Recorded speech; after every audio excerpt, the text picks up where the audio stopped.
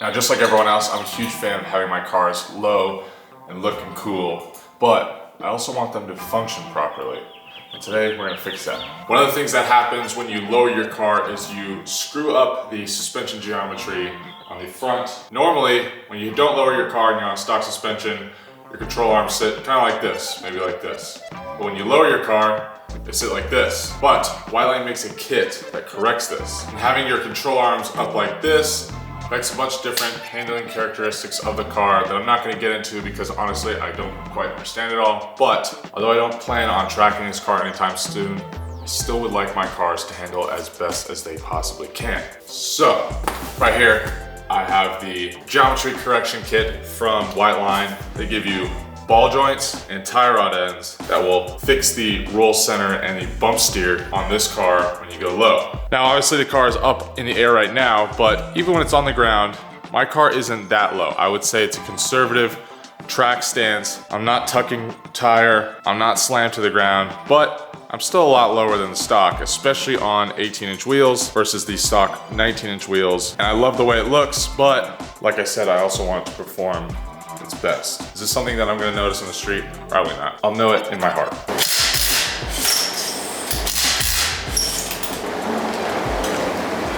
So it should be relatively straightforward. These are the tie rod ends here. You gotta disconnect the sway bar end link down there, and then the last ball joint is right here. Hopefully this comes out. This car has never been in the rust or in the salt, so it should come out hopefully pretty easy.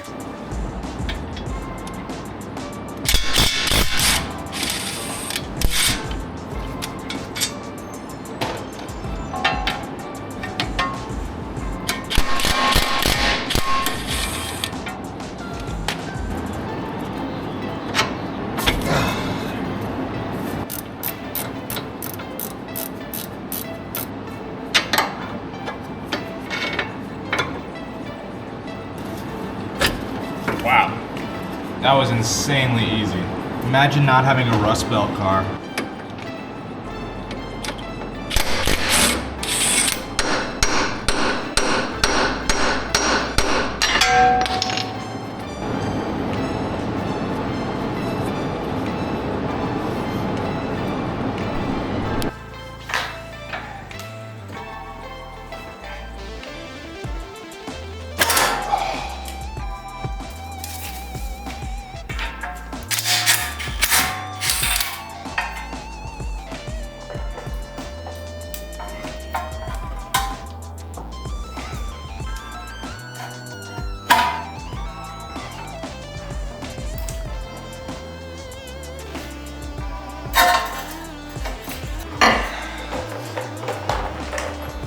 This one is definitely humbling. This one's kicking my ass, I'm not gonna lie. I got the tie rod out too. Here it is. I actually destroyed both of the boots on both of these. As you can tell, this ball joint is cooked. I basically just whacked on it with a pickle fork until it came out. With how easy this came out of the hub, I thought that this would have been a little bit easier of a job, but I was wrong. Also, I still can't get the stupid cone off the other ball joint, so I'm probably just gonna order new cones because even if I were to get it off, I think I've already just cooked it beyond belief. So I think I'm going to go through and just do the other side, see if I can get them all out, and then probably just order those cones. Maybe I can get this one out, I don't know. I also marked the alignment with some tape. I'm probably gonna get it aligned again after this, but just so I had a ballpark idea on what my toe is gonna be. I don't have toe plates either. I guess the moral of the story is I just don't have the tools to do this job, but you only find out one way, right?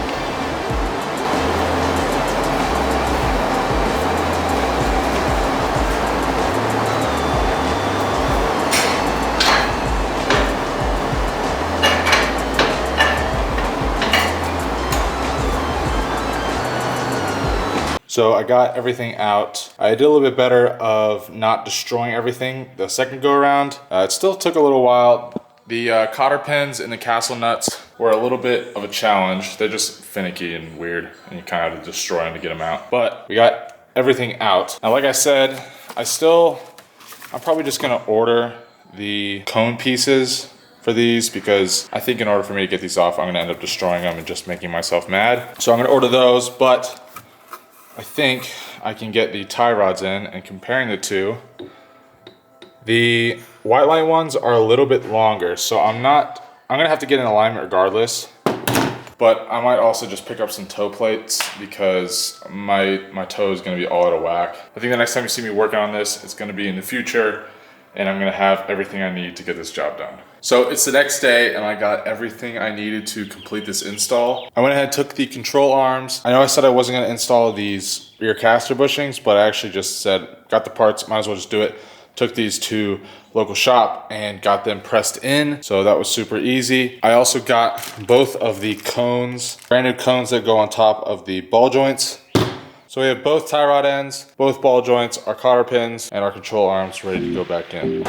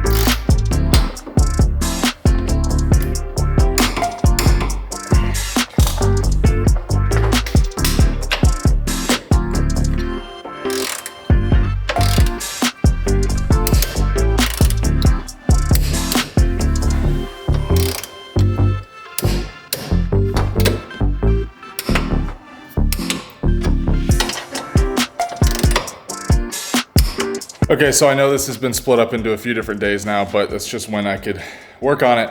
Everything should be installed and torqued down except for the toe arms. You have the end link there, and then you have the ball joint down there, and then you have back there our rear arm bushings with the spacer set up and the spacers back there. I also am probably gonna end up adjusting ride height just a little bit because it's a little bit off. So the front left needs to come up like 5 mil, and the back right needs to go down 5 mil to kind of level it out. After that, we're going to put the car on the ground and just kind of see where we are, and then eyeball toe as we need.